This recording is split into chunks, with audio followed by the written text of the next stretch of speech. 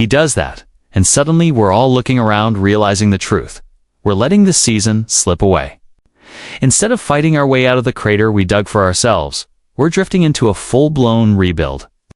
Frustration is frustration. You try your best not to blame anyone, but at some point, all you can do is fix what you can.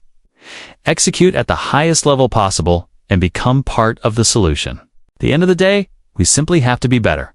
Another day, another loss to the Browns, but this one lands differently. This wasn't just a defeat, it was an embarrassment. The Browns, a team already drowning in inconsistency, just got outplayed by the Jets, a team with only 2 wins heading into this matchup. And it's not like the Jets suddenly transformed into a powerhouse. They simply capitalized on Cleveland's blunders.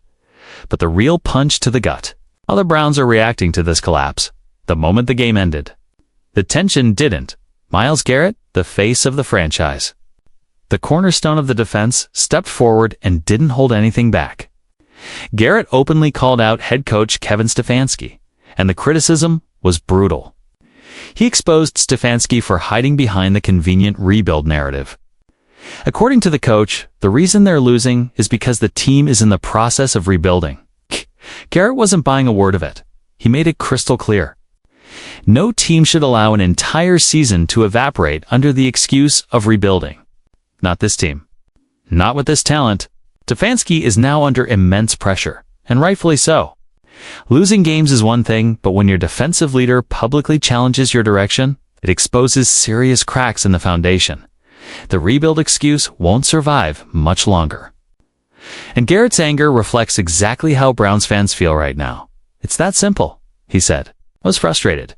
If there's anything to take from his reaction, it's this. He wants to win. And sometimes that frustration spills over, and he's perfectly fine with that, Myles. Garrett didn't back down for a single second. He fully owned his confrontation with Stefanski, and his body language said even more than his words. He's reached his breaking point. When asked about his frustration with both the loss and the coaching, Garrett made it unmistakably clear. He's here to win, and it's painful watching things fall apart the way they are. He admitted that showing emotion isn't always bad. Sometimes it's necessary. The tension between Garrett and Stefanski is undeniable, and it's intensifying quickly. Garrett isn't giving the coach any room to hide, and the rift between them is growing larger by the day. This isn't a minor disagreement anymore. It's turning into an open conflict, and things are accelerating fast. Garrett explained that this kind of frustration isn't new. Every great player reaches a point where they have to speak up. It's not fear, it's honesty. And right now, he believes Stefanski is failing to give the team a real chance to win. His message was straightforward. He's done sugarcoating what's going wrong. He's focused solely on elevating the team and steering them back toward actual success. Players from all across the spectrum, from all-time greats to short-term guys, show frustration in different ways, Garrett said. What matters is that you show you care and you back it up. Now, the truth is, Garrett's frustration with Stefanski is completely justified. Stefanski continues to keep Dillon Gabriel on the field despite his clear underperformance.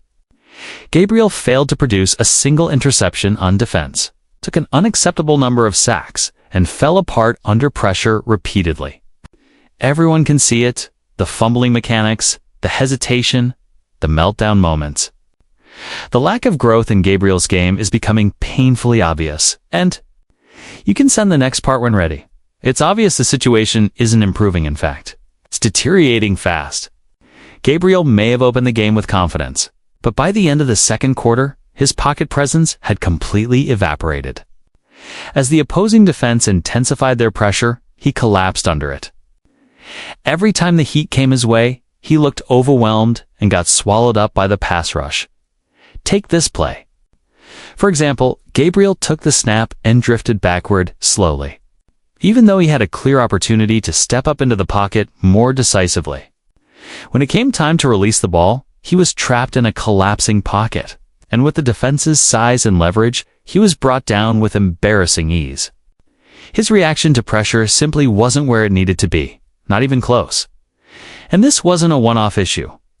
Dillon Gabriel was sacked 6 times in the same game, missed open receivers repeatedly, and ended the night with a completion percentage barely scraping above 50%. For an NFL quarterback, that's unacceptable. His throws under pressure showed a glaring flaw. He no longer has the poise to handle these situations. Take another critical moment. Cedric Tillman was lined up near the sideline, clearly beating the defender. All Gabriel had to do was deliver the ball into Tillman's hands. Instead, he launched the throw wildly off target. Not a near miss, but a total wide margin overthrow. This blown opportunity was a direct result of the relentless pressure, proving once again that Gabriel simply couldn't cope when the game intensified. At this point, it's impossible to ignore the obvious. A quarterback change is desperately needed. Shedeur Sanders likely would have performed far better under these circumstances. Yet Kevin Stefanski refuses to adjust. He remains stubbornly committed to Gabriel, even in the face of mounting evidence that it's hurting the team. In his post-game press conference, Stefanski doubled down. He made it crystal clear that there would be no quarterback switch. Despite Gabriel's disastrous performance, Stefanski insisted on sticking with him, claiming his youth equates to long-term potential.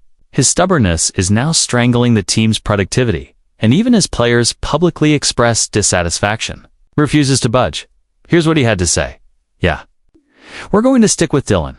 Obviously, this is a young player. You're trying to get one game better. We have to play better as an offense. We have to coach better, all the above." Instead of taking responsibility for his choices, Stefanski chose to criticize Miles Garrett for speaking out. He claimed that leadership in the locker room must be clear and strategic, then subtly questioned Garrett's performance, implying that actions speak louder than words. Even while acknowledging that Garret has been solid on the field, Stefanski still pushed the narrative that Garret was wrong to speak up and that he was right. To stay the course, it's a bold move and a transparent attempt to redirect blame away from his own leadership failures. But here's the reality. Myles Garrett's frustration isn't just a star player venting. It's a massive warning sign that the locker room is nearing a full-scale implosion. Garret, a respected leader both on the field and in the locker room, publicly calling out his head coach isn't something that happens by accident. His words, his tone, his body language, everything points to a deep dissatisfaction that, if ignored, could rip the team's chemistry apart. A divided locker room rarely goes anywhere except downward. If things continue like this, the Browns are heading toward a catastrophic internal crisis. The situation is fragile. And if Stefanski doesn't acknowledge the growing tension and pivot immediately, things could spiral out of control. His refusal to adapt, especially after being openly challenged by his players, it's a dangerous gamble. In the NFL, a coach's ability to adjust, listen, and evolve is crucial. If Stefanski keeps ignoring the warning signs and refuses to make the necessary changes, both schematically and in terms of leadership, the fallout could be devastating. Not just for the team's performance, but for Stefanski's job security in professional sports. Especially in a league as cutthroat as the NFL. Coaches who lose the locker room and refuse to adapt rarely get a second chance. Stefanski's rigidness may very well be the beginning of his downfall. If he doesn't act swiftly to repair the fracture between him and his players, the Browns' internal struggles could erupt into a full-blown disaster, and Stefanski might find himself unemployed much sooner than he expects. The clock is ticking, and the next decisions he makes will determine whether this season can still be salvaged or whether this team collapses under the weight of its own dysfunction. Now it's your turn. What do you think is happening in Cleveland right now? Is Myles Garrett justified in his frustration with Kevin Stefanski?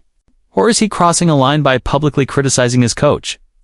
How much longer can Stefanski afford to stay stubborn before it costs him and the team everything? Should the Browns bench Dylan Gabriel and elevate Shedeur Sanders, or stick with the process? And finally, if this rift keeps growing, can the Browns recover, or is this the start of a season-long meltdown? It's extremely disappointing, especially considering some of the pivotal moments in that game and how everything unraveled. You simply cannot give up something like that in the first quarter. That play alone immediately put us behind, and from there, we never recovered. We didn't perform well in any phase of the game. Not offense, not defense, not special teams. We just didn't do a good enough job. And that's the most frustrating part for me and for this entire football team. Anytime something like that happens, we have no choice but to be better across the board. We have to put players in the right position. And then they have to execute when it matters.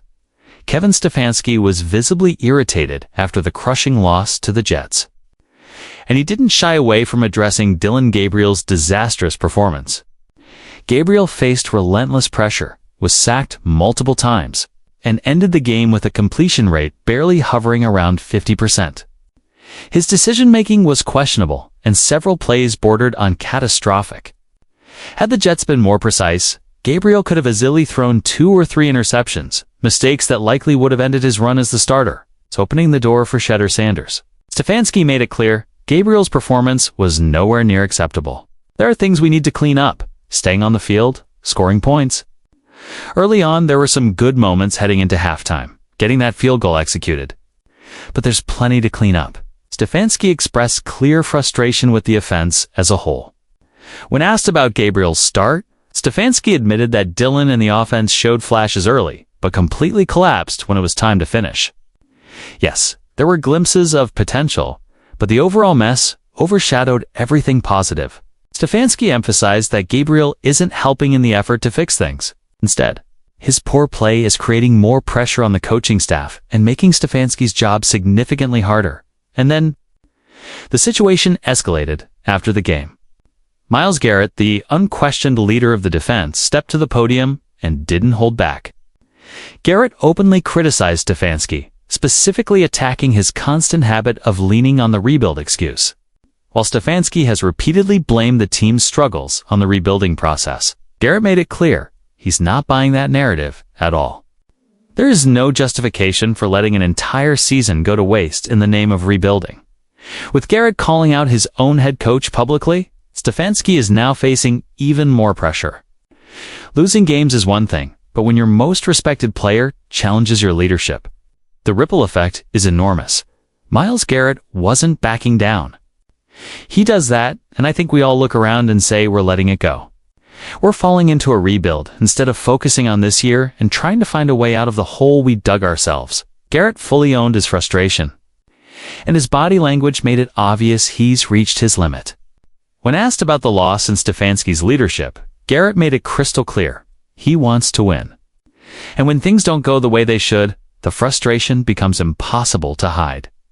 He admitted that sometimes showing that emotion is necessary. The tension between Garret and Stefanski is becoming impossible to ignore, and it's getting worse. A major part of the strain is Stefanski's unwavering commitment to Dillon Gabriel, quarterback who, in Garrett's eyes, simply hasn't earned that trust.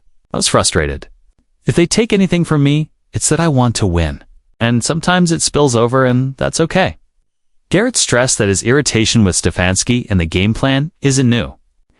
Every great player experiences these moments. For him, it's not about fear or insecurity. It's about honesty and accountability. His focus is winning. Right now, he doesn't believe Stefanski is doing enough to make that happen. Garrett's message was blunt. He's done sugarcoating the truth. His priority is improving the team and ensuring they're on a real path to success. Players across the board, from great ones to short-term guys, show frustration in different ways. As long as you show you care and you back it up, that's what matters. Myles Garrett's frustration with Kevin Stefanski is absolutely justified, and Stefanski knows it. Yet, despite Gabriel's ongoing struggles, Stefanski keeps him on the field. Gabriel failed to create turnovers on defense, took far too many sacks, and repeatedly collapsed under pressure. It's not just Garret seeing it. The entire team, the coaching staff, every fan watching can see how Gabriel crumbles when the moment gets big. The lack of progress in Gabriel's game is becoming painfully obvious. It's clear the situation isn't improving anytime soon.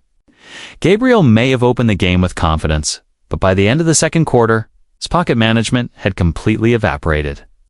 As the opposing defense intensified its pressure, he simply couldn't cope. Repeatedly, when the heat came, Gabriel looked overwhelmed and was swallowed up almost instantly. Take one play, for example. After the snap, Gabriel drifted backwards slowly, despite having a perfect opportunity to step into the pocket. By the time he attempted to throw, he was boxed in, trapped in a collapsing pocket, and taken down with ease. His inability to navigate pressure was undeniable, and this wasn't a one-time breakdown. Dillon Gabriel was sacked 6 times in the same game, and he missed wide-open receivers far too often. His completion percentage barely hovered above 50%, a completely unacceptable mark for an NFL quarterback. His throws under pressure revealed a deeper issue. He no longer has the composure or clarity to handle difficult situations. Take another example. Cedric Tillman broke free near the sideline, gaining clear separation from the defender. All Gabriel had to do was place the ball in Tillman's hands. Instead, he missed by a massive margin, not inches, but miles. This blown opportunity was a direct result of relentless defensive pressure and Gabriel's inability to respond when the moment intensified. Analysts are growing increasingly frustrated, and many are now openly criticizing Stefanski. Garrett Bush didn't hold back. He made it clear they've been watching the same problems play out week after week. Gabriel keeps getting sacked, the offense keeps collapsing, and no meaningful changes are being made. We see Dillon Gabriel get sacked weekly. We see Kevin Stefanski not having an offense weekly, and you just sit there and tell me it could get worse. At this point, it's obvious that a change is necessary. Shedeur Sanders almost certainly would have performed better in this game. Yet Kevin Stefanski refuses to adjust. In his post-game press conference, Stefanski flatly stated he has no plans to switch quarterbacks. Despite Gabriel's ongoing failures, he insists on sticking with him, convinced that Gabriel's youth somehow guarantees future growth. His stubbornness is now actively hurting the team, but he's not backing down. Even as players and analysts continue to call him out. Here's what Stefanski had to say. "Yeah, we're going to stick with Dillon. He's a young player. You're trying to get one game better. But we have to play better as an offense. We have to coach better. All of the above." In conclusion, it's obvious that Kevin Stefanski is nowhere near satisfied with Dillon Gabriel's performance. Week after week, Gabriel collapses under pressure, repeatedly failing to meet expectations. Stefanski has made no effort to hide his frustration, openly criticizing Gabriel's lack of growth and inability to handle intense in-game scenarios.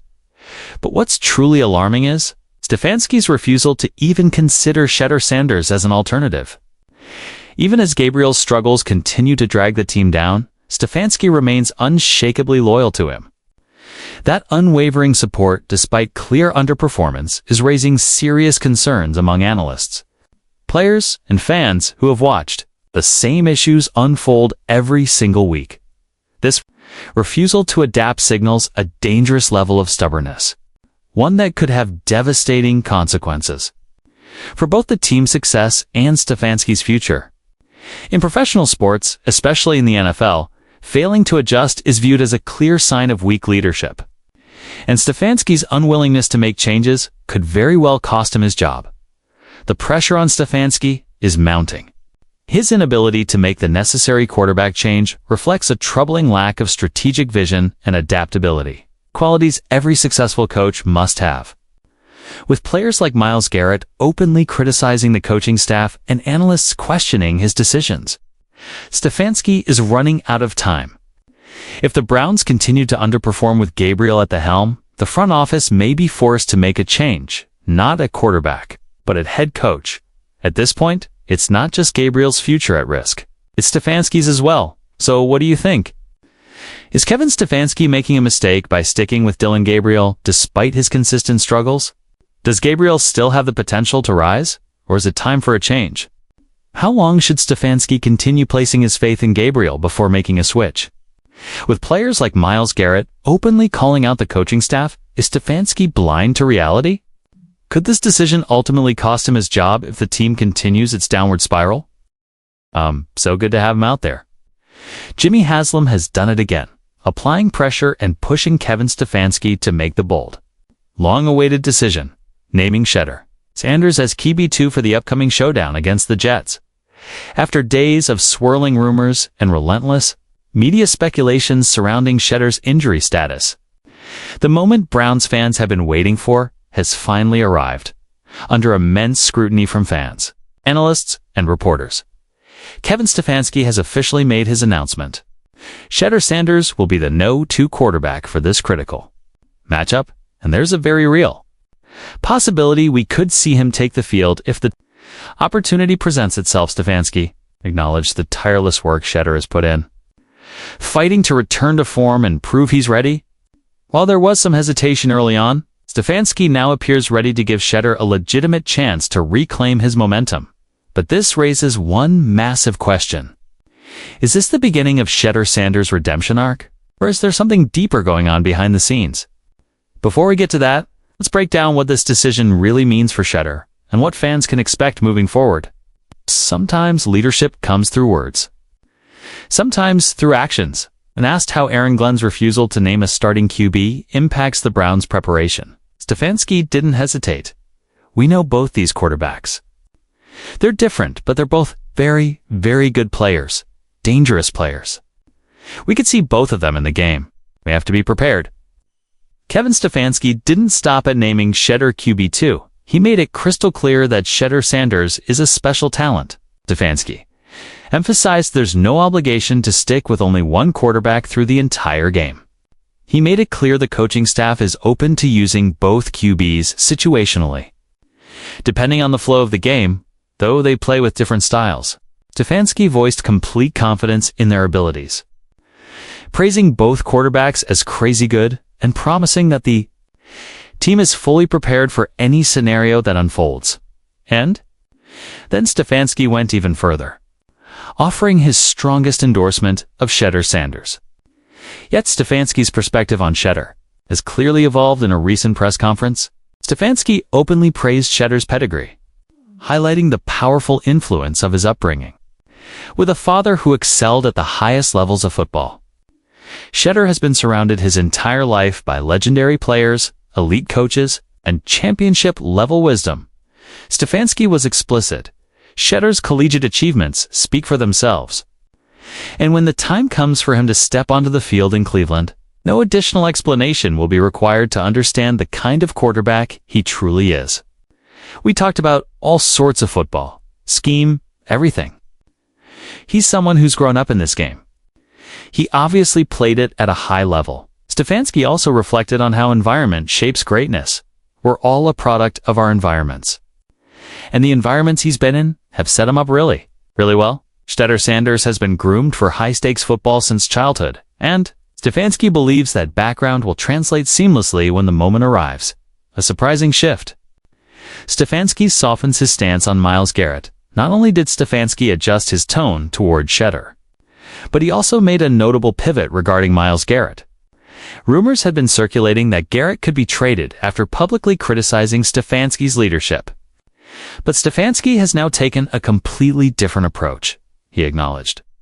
Garret as the undeniable leader of the team, someone whose role isn't limited to sacks and highlights, but also includes speaking up when things aren't right and motivating his teammates through both words and actions. Stefanski praised Garret for proving himself time and time again and expressed unwavering confidence that Garret will continue to demonstrate his value as the season progresses. He even went as far as calling Garret someone who stays true to who he is and leads with sincerity in everything he does. Stefanski emphasized that Garrett's words weren't carefully crafted or rehearsed. They came from a raw, honest place. And that honesty, that willingness to speak the truth without filters, is what makes Garret such an influential presence in Cleveland's locker room. His leadership is anchored in conviction, integrity, and a deep commitment to doing what's right. The biggest key in leadership is authenticity. You just have to be yourself. Every great leader I've been around does that. And people believe in authenticity. Shift in Stefanski's tone toward players like Shedeur and Myles Garrett indicates something important. He finally understands how fragile the locker room has become and how crucial unity and focus are right now. Reports have already suggested that tensions were reaching a dangerous boiling point with the Browns' poor performance. Frustration among players was escalating fast. Even Cam Newton warned Stefanski that the situation was becoming explosive, a ticking time bomb. Newton made it clear if Stefanski keeps making the same mistakes, especially by continuing to stick with Dillon Gabriel, the consequences could be brutal. The pressure on Stefanski has never been heavier, Cam. Newton stressed that Kevin Stefanski might not fully understand how severe things have become. With frustration rising inside the locker room, Stefanski must make the correct decisions for the upcoming game. If he fails again, the criticism will intensify. And players who have been subtle and quiet in their disapproval may finally start speaking out publicly. You're losing games, big dog. Tick, tick, tick, tick, tick. You're on the clock. And that's not just a ticking clock. That can be the ticking of a bomb. Yet, despite Stefanski's attempt to ease the tension by naming Shedeur Sanders as QB2, many remain unsatisfied, especially given Dillon Gabriel's ongoing Shedeur. Glaring struggles. Among the loudest voices calling for change is former Browns quarterback Johnny Manziel. He didn't hesitate to call out the team, the coaching staff, and the quarterback situation. Manziel declared that Dillon Gabriel's time in Cleveland is over. He insisted that Shedeur Sanders is not only ready, but overdue for his chance to take control of the offense. Manziel didn't pull any punches. He made it clear that if Dillon continues to underperform, Stefanski must stop making excuses and hand the reins to Shedeur without. It's a passionate call for change that could redefine the future of the franchise. Start him right now. Stop it. As much as I rip on Cleveland, it's still like, damn man. I still talk to guys who played there, and it's like, are they ever going to figure it out? Bring yourself a spark. Put Shedeur in. Let him go. Let him rip. He looked good enough in the preseason.